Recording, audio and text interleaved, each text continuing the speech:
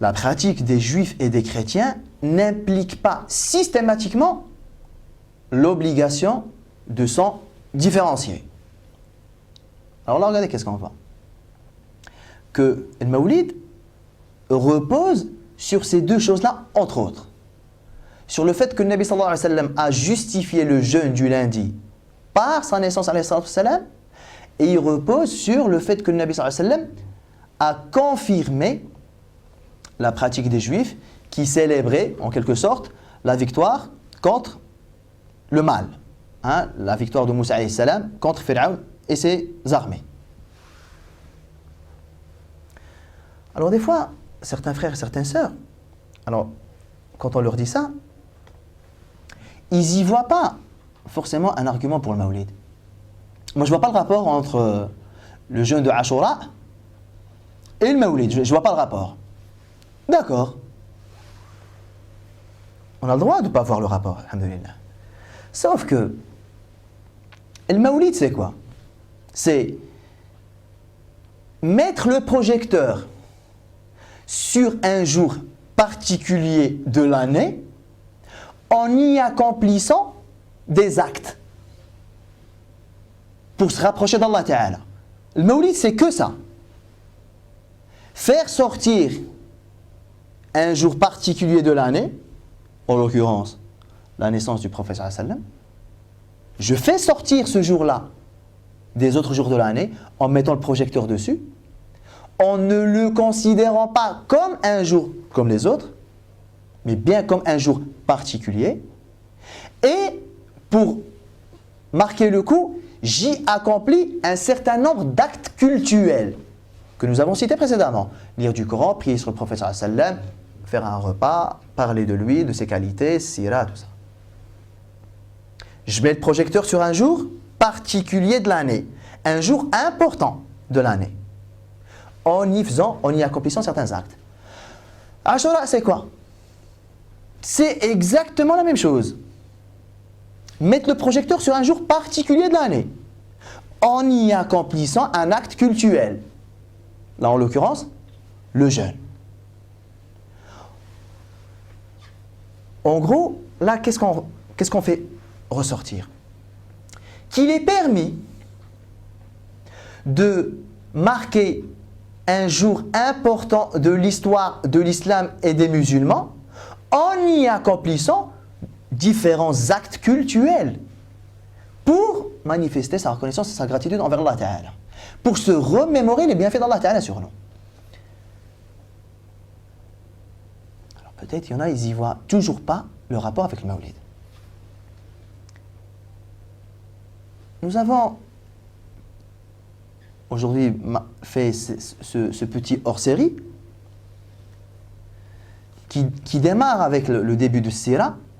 Et qui dit démarrage de Sira dit forcément la naissance du prophète sallallahu alayhi wa sallam. Alors nous avons quoi? Nous avons l'histoire d'une esclave qui s'appelle Thuwayba. C'était une esclave de Abu Lahab. Lorsque la mère du prophète sallallahu alayhi wa sallam lui a donné naissance, elle a accouché, elle a dit à Thuwayba, qui était l'esclave de Abu Lahab, va informer Abdul Muttalib ainsi que les oncles paternels du prophète sallallahu alayhi wa sallam que j'ai accouché d'un garçon. Thuwayba, elle arrive là où il y avait l'assemblée de la famille paternelle du prophète sallallahu alayhi wa sallam, elle leur a annoncé la nouvelle, la bonne nouvelle. Amina a accouché d'un petit garçon.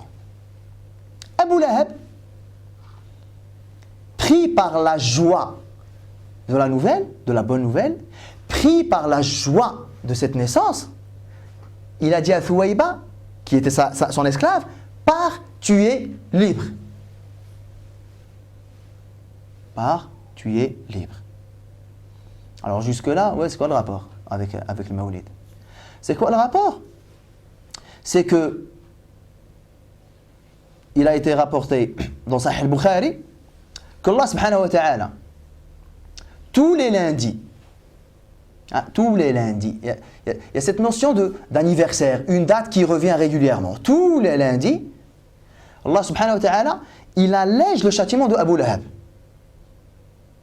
Pourquoi? Pourquoi il lui allège son châtiment? Quand on sait qu'Abu Lahab, c'est un polythéiste. Mushrik, il est mort mushrik. Et il est éternel en enfer. Pourtant, Allah Ta'ala, tous les lundis, il lui allège son châtiment. Est-ce que maintenant ça commence à s'éclaircir? Est-ce que le lien avec le Mawlid il commence à s'éclaircir? Peut-être bien que oui, peut-être bien que non.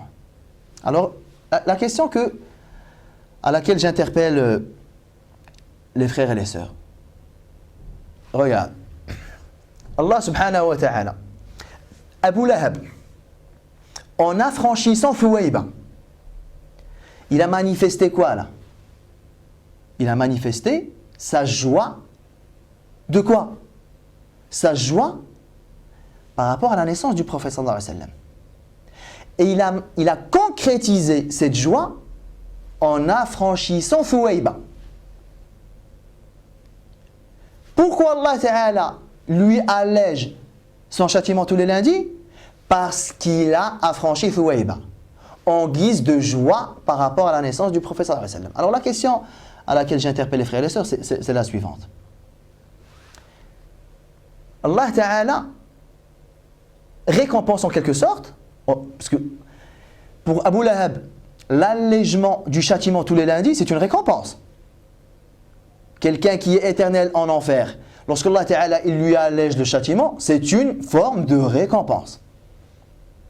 Alors Allah Ta'ala, subhanahu wa ta'ala, il récompense un polythéiste éternel en enfer parce qu'il a, en quelque sorte, célébré le Mawlid.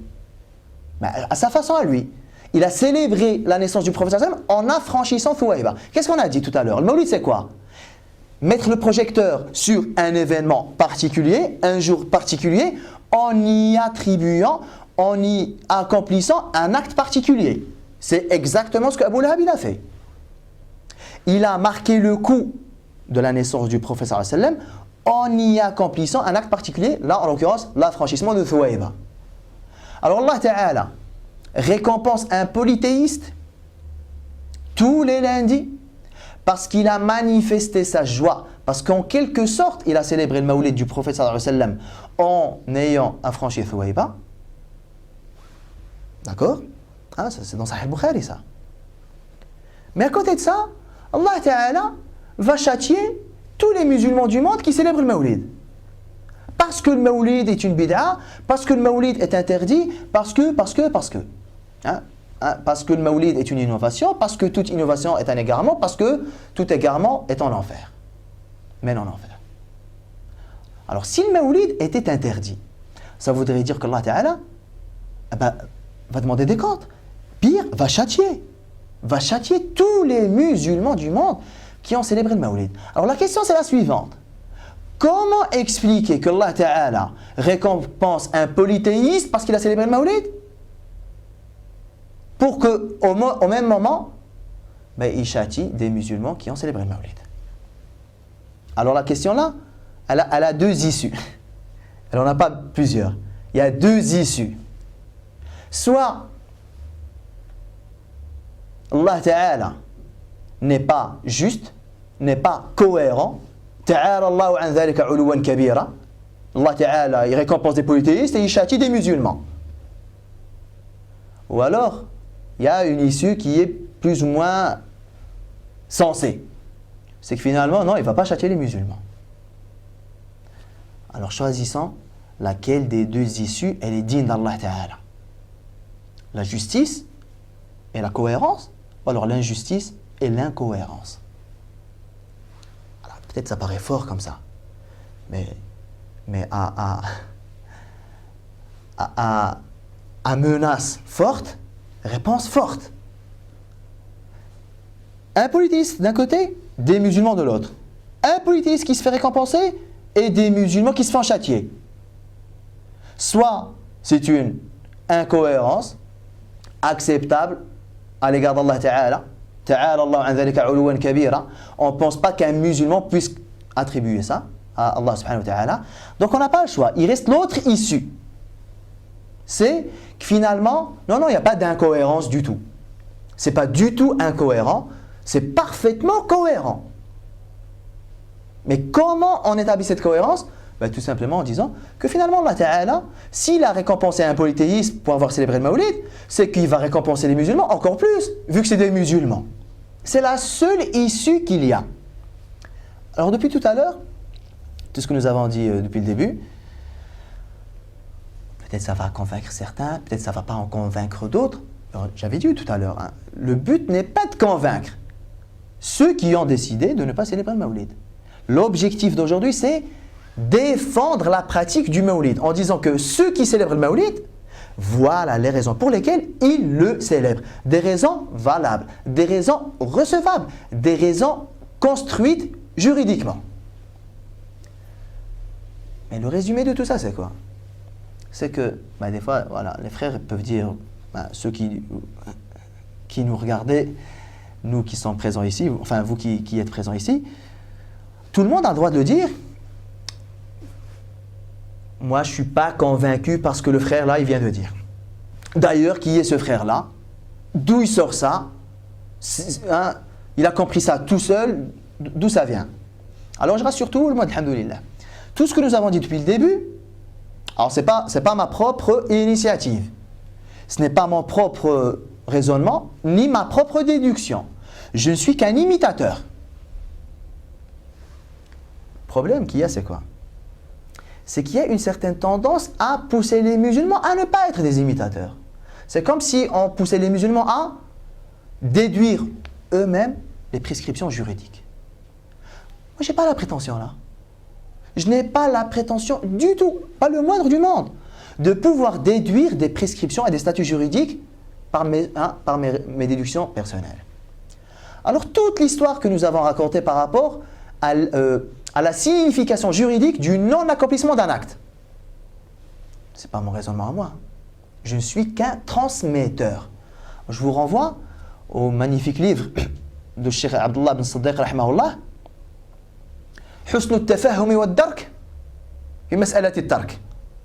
D'ailleurs, il y a un petit passage qui a été traduit sur Islamophile. Allez-y, consultez-le. Hein. Le statut juridique de l'abstention, quelque chose comme ça. Vous avez quelque chose à reprocher? Allez reprocher à ces savants-là. Hein. En l'occurrence, pour cette question de la significativité du non-accomplissement d'un acte, voilà. Je ne suis qu'un transmetteur. Tout ce que nous avons dit depuis tout à l'heure, c'est Suyuti rahimahullah. Je vous renvoie à Husn al-Maqsid fi Amal al-Mawlid. Tout ce que j'ai dit depuis tout à l'heure, je vous renvoie à Ibn Hajar al-Asqalani rahimahullah. Hein, lorsqu'il commente tous les hadiths qu'il y a dans le Bukhari, le hadith de Ashura notamment. D'ailleurs, Ibn Hajar rahimahullah, vous savez qu'est-ce qu'il dit? Lorsqu'il commente le hadith de Ashura, il dit, il y a dans ce hadith-là la preuve manifeste qu'il est permis de célébrer les dates importantes des musulmans en y accomplissant toutes sortes d'actes cultuels. Et il fait le parallèle. Il dit, si nous jeûnons Ashura en reconnaissance pour remercier Allah Ta'ala d'avoir sauvé Moussa alayhi salam le jour-là, lequel des deux événements est le plus digne d'être manifesté et le plus digne d'être célébré? Le secours du peuple de Moussa alayhi salam, ou alors le secours de l'humanité tout entière avec la naissance du prophète sallallahu alayhi wa sallam? Là encore, allez voir Ibn Hajar rahimahullah, allez voir Suyuti rahimahullah, allez voir Ibn Kathir rahimahullah, allez voir Ibn al-Jazari rahimahullah, allez voir Sakhawi rahimahullah.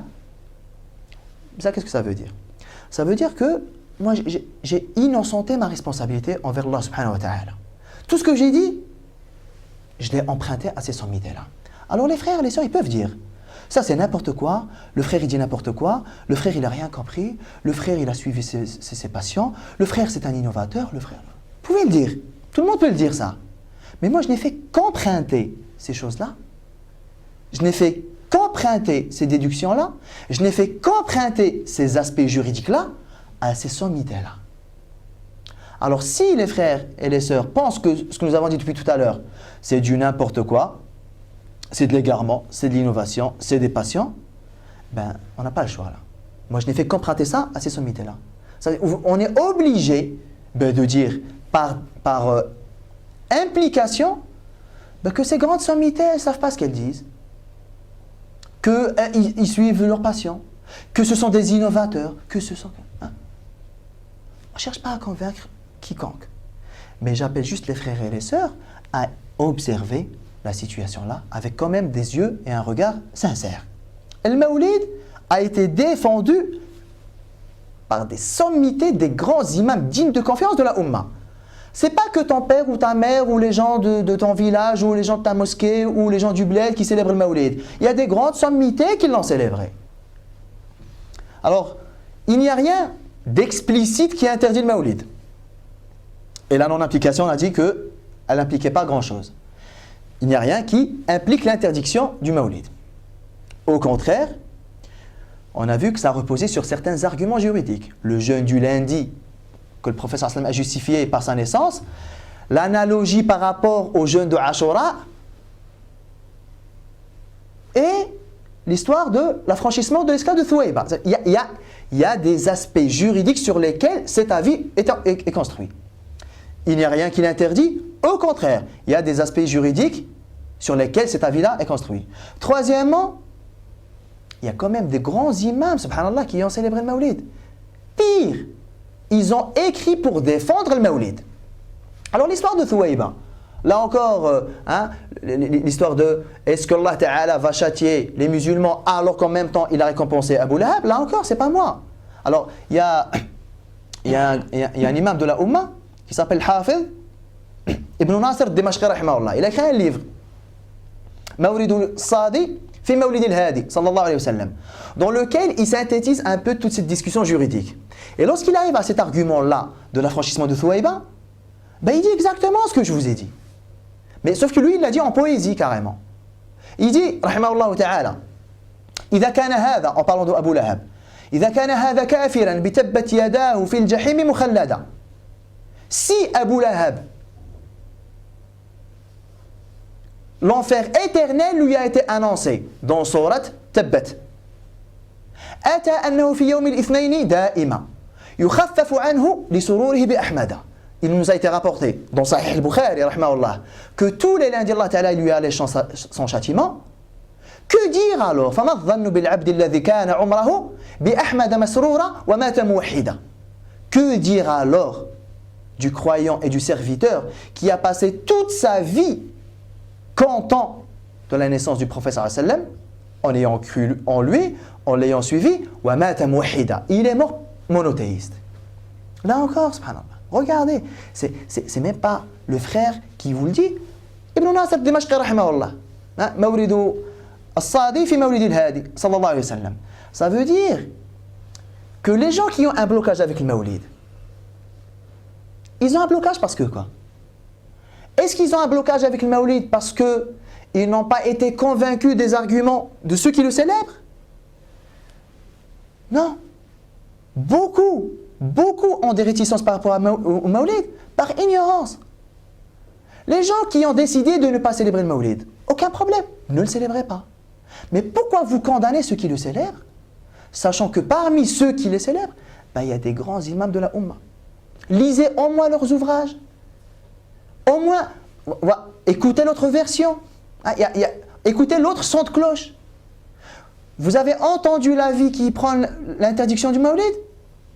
Écoutez l'avis qui prône la permission, voire la recommandation. Vous avez écouté les arguments des premiers? Écoutez ceux des seconds. Ensuite, à vous de voir. Mais en aucun cas, il ne faut condamner. Parce que nous, qu'est-ce que nous n'acceptons pas, la vérité? Que les gens ne célèbrent pas le Mawlid, aucun problème. Mais nous n'acceptons pas que, subhanallah, tous les ans, chaque année, lorsque le mois de Rabi al-Awwal arrive, ce que nous n'acceptons pas, c'est la bataille. C'est la guerre, c'est, subhanallah, vraiment, on part vraiment en guerre et en bataille contre les musulmans qui célèbrent le Mawlid. Sachant que cette célébration-là, elle repose sur, déjà, l'absence d'interdiction explicite. Elle repose sur des arguments juridiques, elle repose sur la pratique de grands imams de la Ummah, et puis c'est quand même une pratique que nous retrouvons du Maroc jusqu'en Indonésie. Donc il n'y a aucun souci par rapport à ça. C'est ça que nous n'acceptons pas. C'est le dénigrement, le rabaissement et toutes ces choses-là.